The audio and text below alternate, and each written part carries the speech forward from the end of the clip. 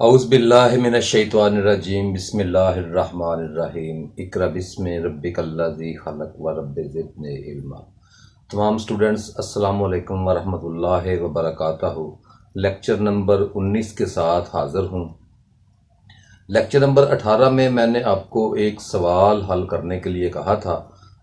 बहुत से स्टूडेंट्स ने उसके जवाब, कुछ ने कमेंट्स पे दिए, कुछ ने व्हाट्सएप पे दिए, और ज़्यादा तादाद जो स्टूडेंट्स की थी, तकरीबन समझ लें 80% जो स्टूडेंट्स थे उन्होंने दुरुस्त जवाब दिया है। ठीक है जी। और जो 20% स्टूडेंट्स थे वो समझ लें उनको कुछ कैलकुलेशंस की गलती थी, या किसी को समझ नहीं आई, या किसी ने ये लिख के भेज दिया कि सर जी मुझको ना ये सिस्टम की समझ नहीं आ रही अभी तक। ठीक है जी।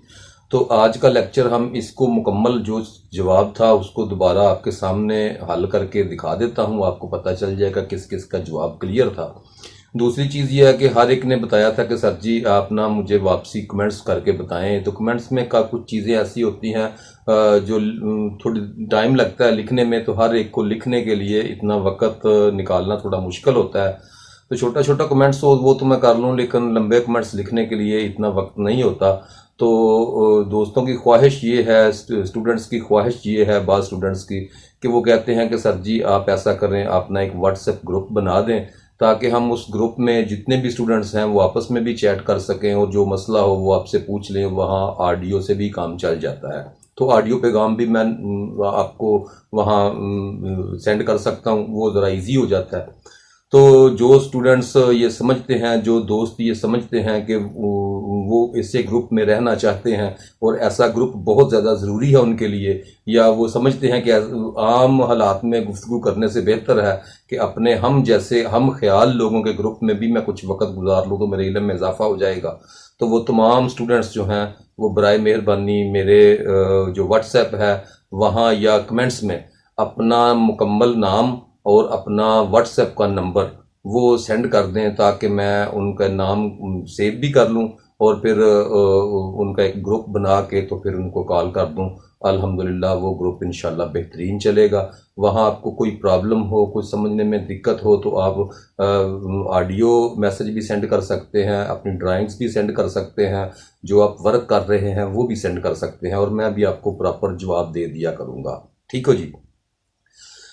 सवाल हल करने के लिए मैंने आपको बताया था कि रजिस्टर जो थी हमने, चूंकि ये सर्किट एक दो और भी पेचीदा मसाइल आए हैं, कुछ दोस्तों ने ये अजीबो गरीब सवाल भी किए हैं, उनको शायद सीरियल सर्किट का अभी तक हिफज नहीं हो रहा। तो याद कीजिए मैंने आपको पहले लेक्चर्स में ये बताया था कि ये जो मैं कहानियां सुना रहा हूँ ना, ये जो मैं बातें कर रहा हूँ, ये जो स्टार्टिंग पे गुफ्तगू कर रहा हूँ किसी चीज़ को समझाने के लिए, इसकी ज़रूरत आपको बाद वाले लेक्चर्स में पड़ेगी। अगर आपने वो मेरे लफ्ज ध्यान से सुने हैं, उनको याद किया हुआ है, तो आज आपको प्रॉब्लम नहीं होगी। लेकिन अगर वो ध्यान से नहीं सुने हुए तो फिर आप उलझन में हैं, अभी आपकी उलझन रफा नहीं हुई। और मैं उलझन में स्टूडेंट्स को छोड़कर आगे बढ़ना बिल्कुल नहीं चाहता, मेरी आदत भी नहीं है। जब तक आप क्लियर ना हो जाएं, आप समझ ना लें कि वाकई हम सीरियस सर्किट के कवानीन को समझ गए हैं, उस वक्त तक हम इंशाल्लाह आगे नहीं बढ़ेंगे। और मेरा ख्याल के मुताबिक आज मैं इंशाल्लाह जो भी आपकी प्रॉब्लम्स हैं वो प्रॉब्लम्स को मैं दोबारा से समझ लें, ये सवाल हल करने के बाद गुफ्तगू के सेशन में वो जवाब मैं आपको दोबारा, वो असूल, वो कवानीन, वो दोबारा आपको याद दिलाने की कोशिश करूंगा, दोबारा समझाऊंगा। आपने उन कवानीन को पल्ले बांधना है, तब आपको अगली चीजों की समझ लगा करेगी। ठीक हो गया। तो स्टूडेंट्स मैंने आपको बताया था कि हमने हमारा जो ये मशक थी ये थी कि हमारे पास डीसी 12 वोल्ट का फैन है जो 0.14 एम्पेयर इसके ऊपर डाटे के ऊपर लिखे हुए हैं कि अगर इसको 12 वोल्ट दें तो 0.14 एम्पेयर करंट लेता है, तो पंखा बेहतरीन चलता है कंपनी की डाटा शीट के मुताबिक। तो हमारे पास 32 वोल्टेज है, हम क्या कर रहे हैं, हम इसके सीरीज में एक रजिस्टर ऐड कर रहे थे। वो रजिस्टर जो थी वो कैलकुलेशन के मुताबिक जो वैल्यू निकली थी, वो जिस पे इसने पूरे 12 वोल्ट ही ड्रॉप करने थे और करंट इसमें 0.14 एम्पेयर ही रहनी थी। वो रजिस्टर चूंकि पेचीदा मिलनी थी, तो हमने उसके करीब करीब जो रजिस्टर देखे, तो उन रजिस्टर पे हमने तजर्बा करना शुरू किया। हमने पहले 120 ओम का रजिस्टर लगा के उसके मुताबिक उसको हल किया, तो हमें पता चला कि कम ओम का जो वैल्यूज निकली हैं उससे जितने भी ओम हम कम करेंगे उस हिसाब से सर्किट की करंट करंट बढ़ती जाएगी, और करंट बढ़ेगी तो इसका मतलब है कि इस पे वोल्टेज ड्रॉप भी बढ़ेंगे। ठीक है जी। अगर हम रजिस्टर को ज्यादा कर देते हैं तो इसका मतलब ये होता है कि करंट जो है वो कम हो जाएगी। करंट क्यों कम होगी, मैंने आपको बताया था, ये कानून जेहन में रखिए अपने, कि एम्पेयर जो होते हैं ना, करंट जो होती है, उनको चलाने के लिए दो चीजों की जरूरत होती है, एक चीज की नहीं। बस आपने पहले ये समझ लेना है कि एम्पेयर या करंट, इलेक्ट्रिसिटी को चलाने के लिए, करंट को चलाने के लिए दो चीजों की जरूरत होती है, दो पैरामीटर ऐड करने पड़ते हैं, दो शराइत हैं उसके लिए। वो कौन कौन सी शर्त है? नंबर एक, उसका पोटेंशियल जो होता है, जिस पोटेंशियल ड्रॉप पे वो करंट को गुजारना चाहते हैं, जो उसका वोल्टेज लेवल होता है, पोटेंशियल डिफरेंस जो होता है, ठीक है जी, उसको हम वोल्टेज में मैच करते हैं। इसका मतलब है कि हम प्रेशर, उसको प्रेशर भी कहते हैं, इलेक्ट्रिक प्रेशर जो होता है, चार्ज का प्रेशर। तो जितना प्रेशर बढ़ता जाएगा उस हिसाब से करंट ज्यादा होती जाएगी। इसका मतलब है कि करंट को कम व बेश करने के लिए या करंट को चलाने के लिए सबसे पहले हमें प्रेशर की जरूरत है, पोटेंशियल डिफरेंस की जरूरत है, वोल्टेज की जरूरत है। ठीक हो गया। वो वोल्टेज की मदद से करंट पैदा होती है। अब वोल्टेज कम होंगे तो करंट कम पैदा होगी, वोल्टेज ज्यादा होंगे तो करंट ज्यादा बढ़ जाएगी।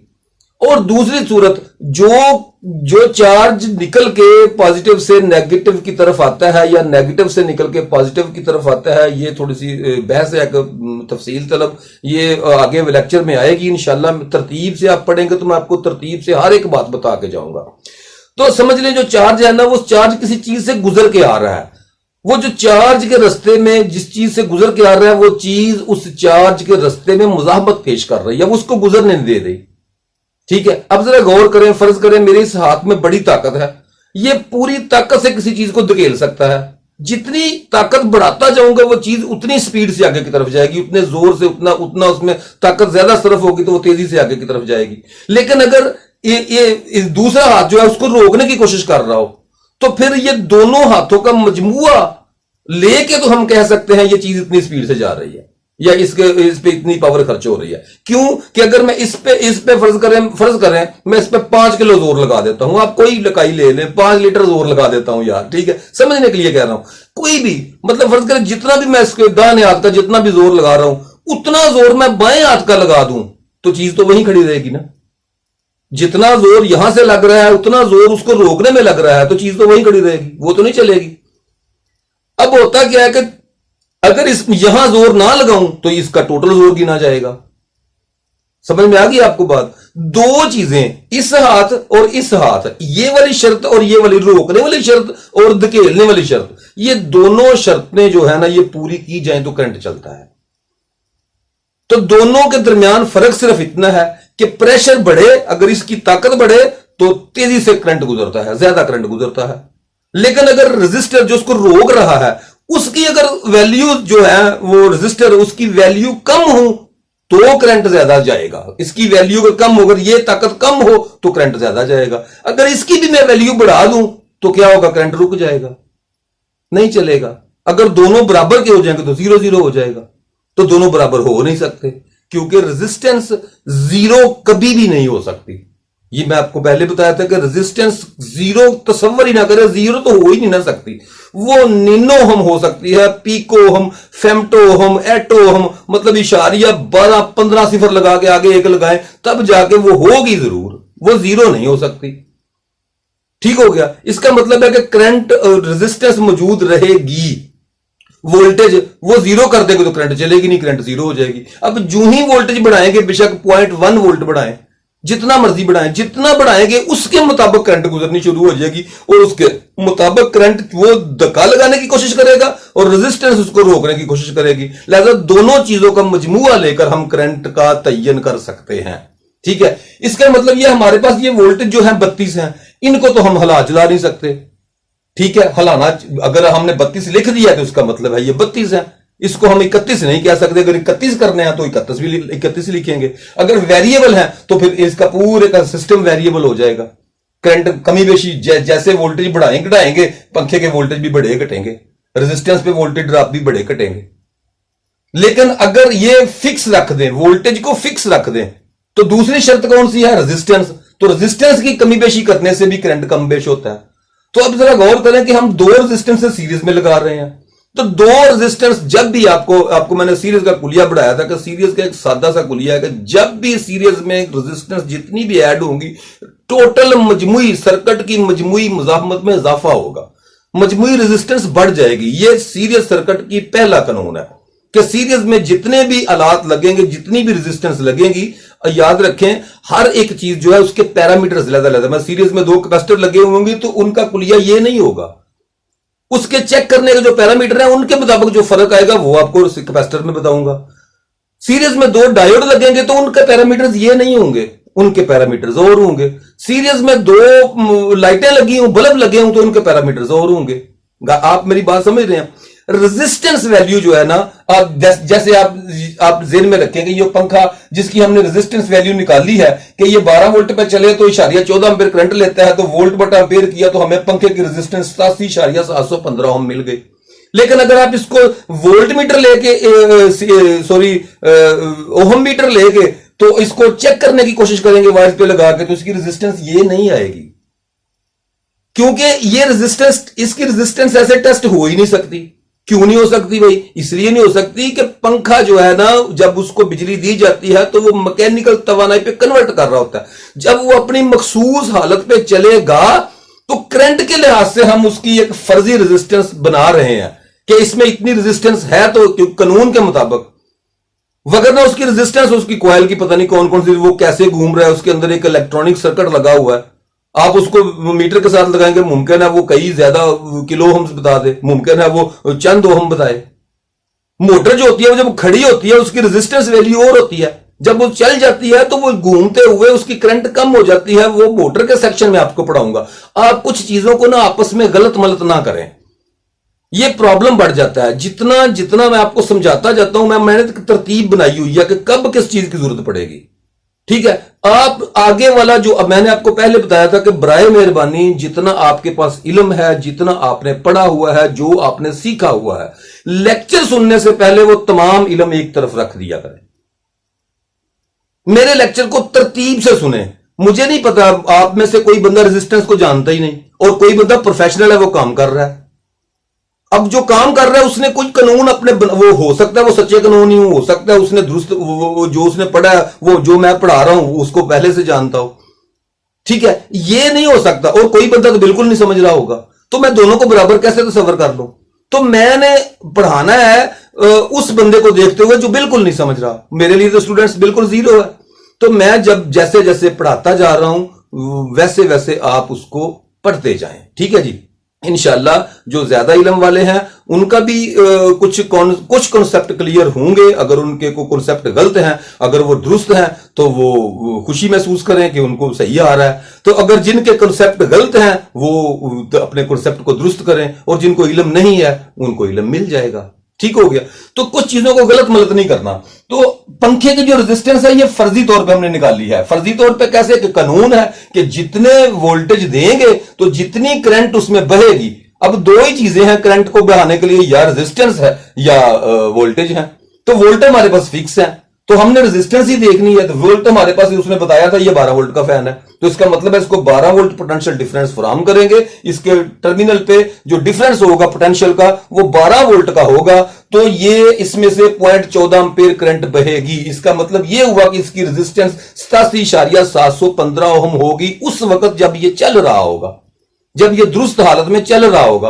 क्योंकि पंखे के ऊपर ये नहीं लिखा हुआ ये खराब होगा तब भी ये 0.14 एम्पीयर लेगा। अगर पंखा खराब होगा तो 0 एम्पीयर, अगर पंखा शॉर्ट होगा तो कई एम्पीयर ऊपर से निकल जाएंगे, अगर पंखा ना घूमेगा तो एम्पीयर बढ़ जाएंगे, अगर पंखे को पकड़ेंगे तो एम्पीयर बढ़ जाएंगे, ठीक हो गया। इसका मतलब है कि आपने ये पंखा जो है ना ये अपनी हालत में दुरुस्त हो, चल रहा हो, तो तब इसकी रेजिस्टेंस जो है वो जो ख्याली रेजिस्टेंस बन रही है वो 87.715 ओम होगी। अब 87.715 ओम को 150 ओम रेजिस्टेंस के साथ हम जमा करेंगे ताकि हमें सर्किट की मजमूई रेजिस्टेंस का पता चले।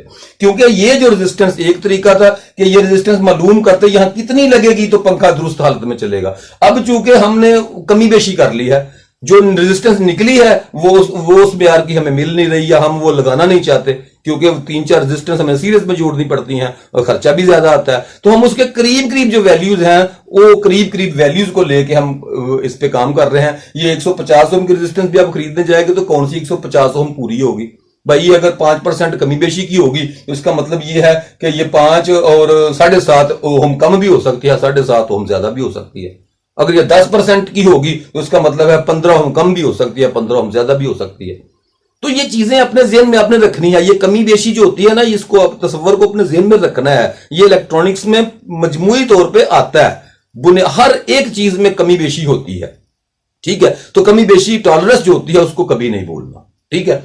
तो अब इसका हमें कुलिया निकालने के लिए क्या करना पड़ेगा? जो जिन दोस्तों ने गलती की है ना कैलकुलेशन में, वो गलती सिर्फ इतनी है कि मैंने उनको कहा था कि जब भी आप कैलकुलेटर इस्तेमाल करेंगे, इशारिये के बाद अगर जीरो आए तो जीरो छोड़ देने हैं, उसके आगे जब फिगर शुरू हो जाए वहां से 3 फिगर कम से कम लिखने हैं आपने, तब कैलकुलेशन आपकी तकरीबन दुरुस्त होगी। अगर आप 6 फिगर लिखेंगे तो उतनी ज्यादा बेहतर होगी, जितनी बरीकी में जाएंगे उतनी बरीकी में कैलकुलेशन आएगी।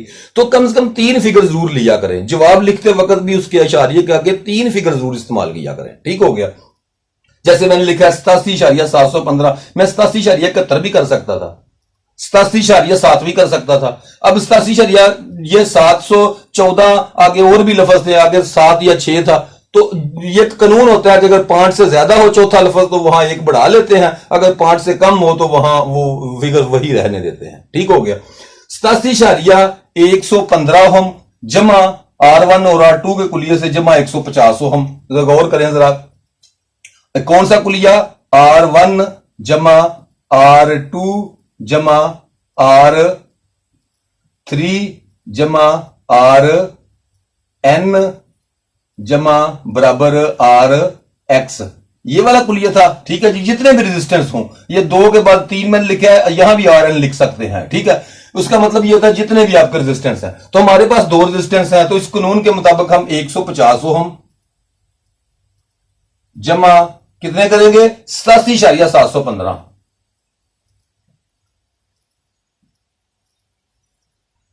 यह आगे जी 150 जमा 87.715, 150 जमा 87.715 इक्वल आ जाएगी 237.715, 237.715 ओहम।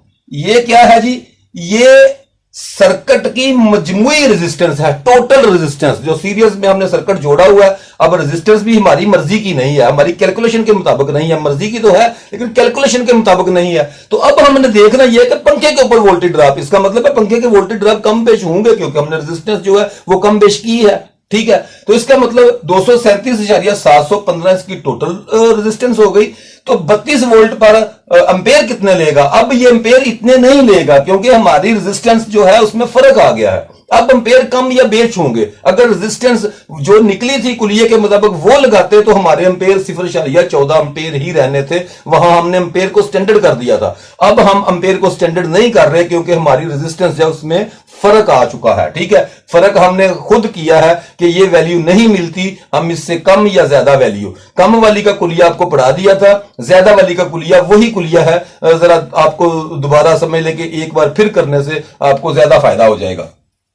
तो अब के इसकी हम करंट मालूम करेंगे तो करंट कितनी निकलेगी? वही कुलिया, वोल्टेज बटा रेजिस्टेंस बराबर एम्पेयर, ठीक हो गया। तो वोल्टेज कितने हमारे पास? 32 बटा करंट कितने, रेजिस्टेंस कितनी है? 237.715, 32 तकसीम 237.15, 0.1349, ठीक है जी, 0.1349 है तो 4 की जगह हम 5 कर लेंगे, सादा सा तरीका, ठीक है जी। 0.135 क्या? एम्पेयर। ये इस सर्किट से करंट गुजरेगी। अब तो अगर ये वाली करंट गुजरेगी तो फिर पंखे के वोल्टेज ड्रॉप कितने होंगे। तो पंखे के वोल्टेज ड्रॉप मालूम करने के लिए हमें क्या करना पड़ेगा कि हम क्या करेंगे, करंट जरब रेजिस्टेंस, पंखे की रेजिस्टेंस और पंखे की करंट दोनों को हम देख लेंगे। तो करंट हमारे पास आ गई है 0.135, तो हम करेंगे रेजिस्टेंस जरब अंपेयर मसावी क्या आ जाएगा, वोल्टेज ड्रॉप। तो अब इसके वोल्टेज ड्रॉप मालूम करने हैं तो इसकी रेजिस्टेंस हमें इस्तेमाल करनी पड़ेगी। करंट चूंकि सीरीज में एक जैसी रहती है, लिहाजा करंट एक ही चलेगी। लिहाजा हमारी रेजिस्टेंस कितनी है जी, 87.715, 87.715 जरब 0.135 एम्पेयर। तो जवाब कितना आ जाएगा जी, 87.715 जरब 0.135। ठीक हो गया। जवाब आ जाएगी 11.841 वोल्ट, 11.841 वोल्ट। अब ये कौन से वोल्टेज हैं जी, ये हैं जी पंखे के ड्रॉप शुदा वोल्टेज। अब पंखे को कितने मिल रहे हैं, 11.841, क्योंकि हमने रेजिस्टेंस वैल्यू जो निकली थी उससे थोड़ी वैल्यू बढ़ा के लगाई है। तो इसका मतलब है मजमूई रेजिस्टेंस भी बढ़ गई, इसका मतलब है करंट कम हो गया। करंट कम हो गया तो इसके वोल्टेज ड्रॉप भी कम हो गए। तो 12 वोल्ट की जगह इसको मिलेंगे 11.841 वोल्ट। ठीक है, तो थोड़ी सी वोल्टेज कम मिलेंगे, इसका मतलब है रेजिस्टेंस भी इसमें जो एम्पेयर है वो भी थोड़े कम गुजरेंगे। मतलब वहां 140 मिली एम्पेयर थे, यहां 135 मिली एम्पेयर है। समझ ले 5 मिली एम्पेयर का फर्क भी आ गया है। 5 मिली एम्पेयर कम करंट गुजरेगी क्योंकि इसके वोल्टेज ड्रॉप जो है वो कम हो गए हैं। ठीक है जी, ये हमारे वोल्टेज, ये एक सवाल का हल आपको निकल गया, एक जवाब। तो दूसरा जवाब था कि रेजिस्टेंस के वाट कितने होंगे। तो अब रेजिस्टेंस के वाट हम मालूम करने के लिए हमें क्या करना पड़ेगा, दो तरीके हैं, या हम टोटल वैल्यू में से ये वोल्ट निकाल लें तो बाकी वोल्ट रेजिस्टेंस के ऊपर है, एक तरीका। दूसरा तरीका, हम बिल्कुल इसी तरीके से हम रेजिस्टेंस के वोल्टेज भी मालूम कर लेते हैं। मतलब 87 रेजिस्टेंस की वैल्यू है कितनी, 150 ओम जरब 0.135, 0.135 जरब 150 बराबर 20.25। 20.25 वोल्ट रेजिस्टेंस पे ड्रॉप हो रहे हैं। आप जरा गौर करें, 20.25 और 11.85 या 84, तो आपके 32 वोल्टेज आपके पूरे हो गए। इसका मतलब है कि रेजिस्टर पे ये वोल्टेज ड्रॉप हो रहे हैं। अब रेजिस्टर के वोल्टेज ड्रॉप और रेजिस्टर में गुजरने वाली करंट, मतलब वोल्टेज जरब एम्पेयर मसावी होते हैं जी वाट। तो वोल्टेज कितने हैं, रेजिस्टर के वोल्टेज कितने हैं, 20.25, 20.25 जरब एम्पेयर कितने हैं जी, 0.135।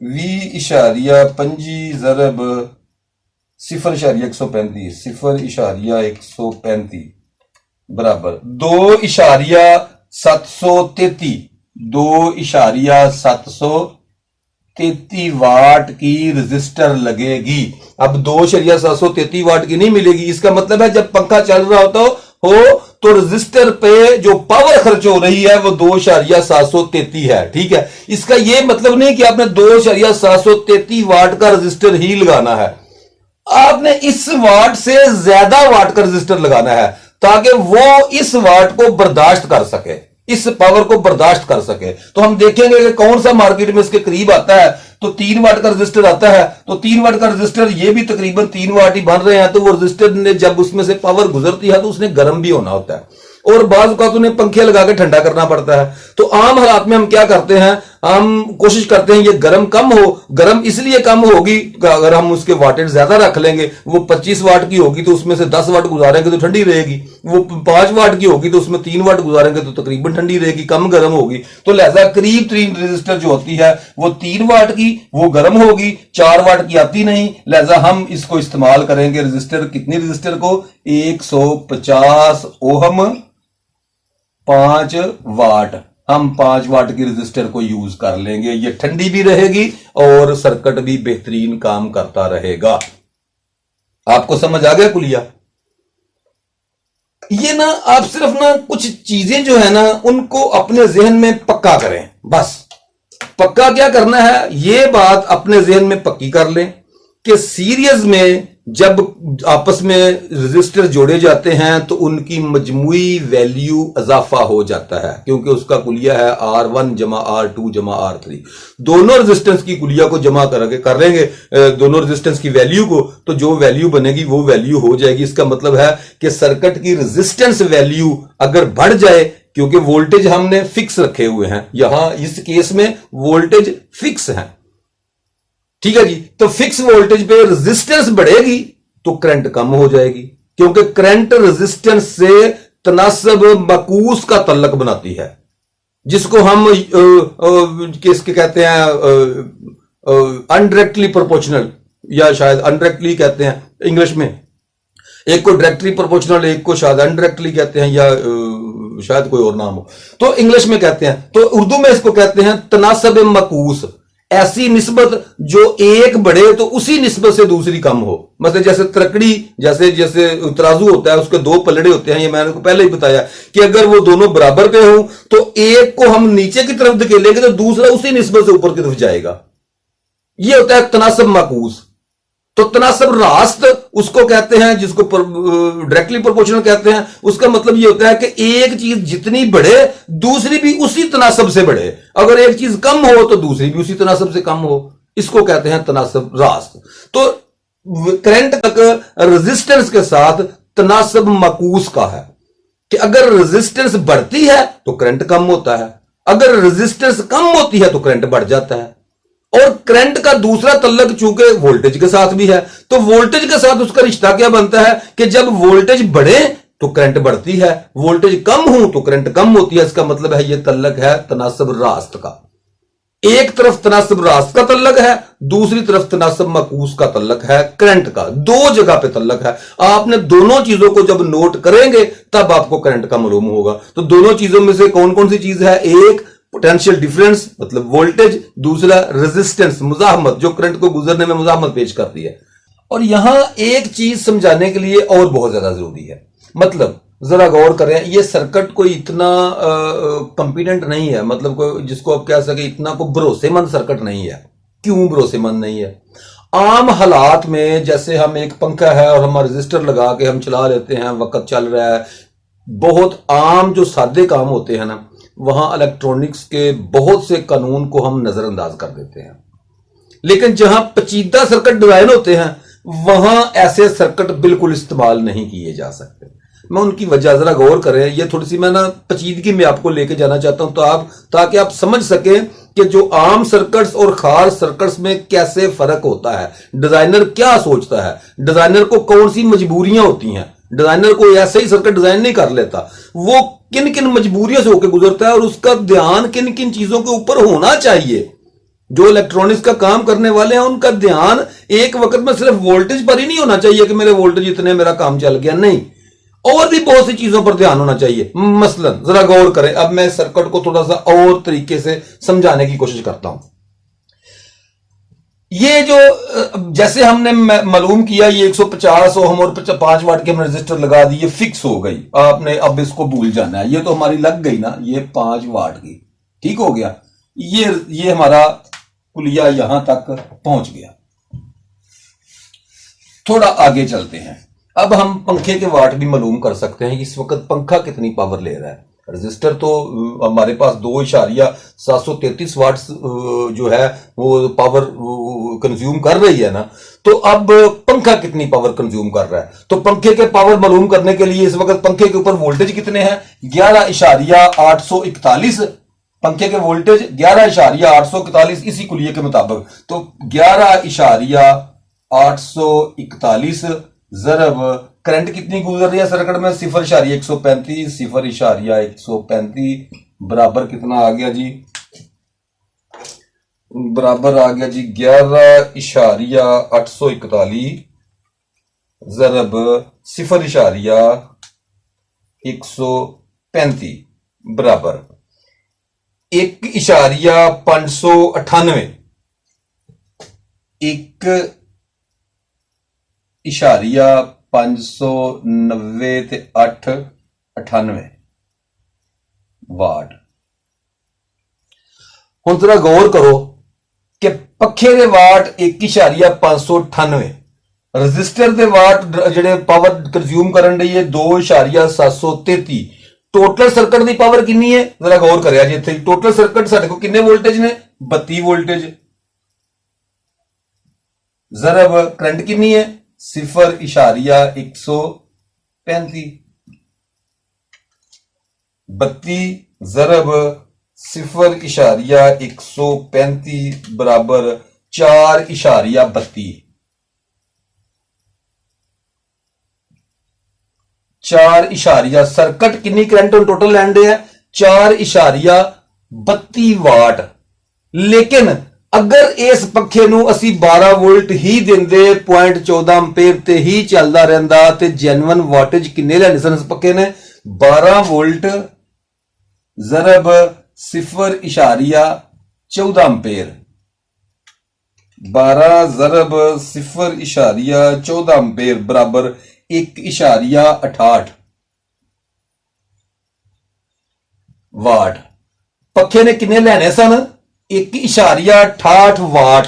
लेकिन साडे इस सर्किट की वजह के उत्तों जिहड़ा सी चला ते पखा लिया दुरुस्त चलेगा भी बेहतरीन चलेगा कोई मसला नहीं होने लगा, लेकिन 4,32 वाट लै रहा है। इसका मतलब है कि यह जिहड़ी पावर है जिहड़ी 4,32 नफी 1,68 कर लेने 4,32 नफी माइनस कर लेने 1,68 जो आप 2,64 वाट पावर 2,64 वाट पावर जिहड़ी है वो रजिस्टर या फैन दोवां दे विच सर्किट दे विच खपत हो रही है जिहड़ी इजाफी पावर है। ये 2,64 वाट इजाफी पावर बैटरी या तुहाडा पिछे जिहड़ा तुहाडा अडाप्टर है या पिछे तुहाडे जिहड़ा मनबा है वोल्टेज दा जिहड़ी भी कोई चीज सोर्स है वे उहदे विचों आ रहा है। अगर उत्थे बैटरी लगी है तो जल्दी डिस्चार्ज हो जाएगी, क्योंकि अगर तुसीं ये पखा जेन्युइन लगांदे ऐसे असूल नाल चलांदे तो फिर इन्हें 168 वाट लैने सन।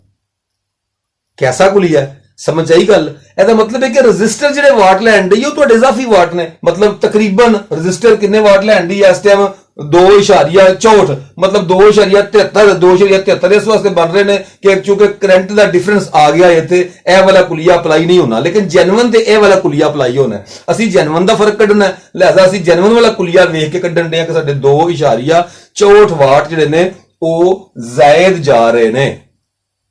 ठीक है। एक प्रॉब्लम डिजाइनर ने सोचना है यार मैनू यह नहीं करना चाहिए, मैनू इत्थे 24 वोल्ट का पखा ही लैके लाना चाहिए जिहड़े इन्ने जिहदे अंपेयर इस तो अद्धे होण ते वाट टोटल इन्ने ही बनन, क्योंकि बिजली की कंजप्शन वाट ते गिनी जाती है ना वोल्ट ते ना अंपेयर ते।